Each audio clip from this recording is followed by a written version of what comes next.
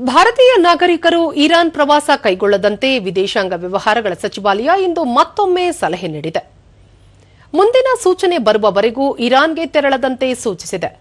ಇದಕ್ಕೂ ಮುನ್ನ ಸಚಿವಾಲಯ ಇರಾನ್ಗೆ ಅನಗತ್ಯ ಪ್ರಯಾಣ ಕೈಗೊಳ್ಳದಂತೆ ನಾಗರಿಕರಿಗೆ ಸೂಚನೆ ನೀಡಿತ್ತು. ಈ ನಡುವೆ ಟೆಹರಾನ್ನಲ್ಲಿರುವ ಭಾರತೀಯ ರಾಯಭಾರ ಕಚೇರಿ ಇರಾನ್ನಿಂದ ಭಾರತಕ್ಕೆ ತೆರಳಲು ಬಯಸುವ ನಾಗರಿಕರಿಗಾಗಿ ಸಹಾಯವಾಣಿ ಸಂಖ್ಯೆಗಳನ್ನು ಬಿಡುಗಡೆ ಮಾಡಿದೆ. ಸಹಾಯವಾಣಿ ಸಂಖ್ಯೆ 989128109115 989128109115 989128109102 ಮತ್ತು 989932179359.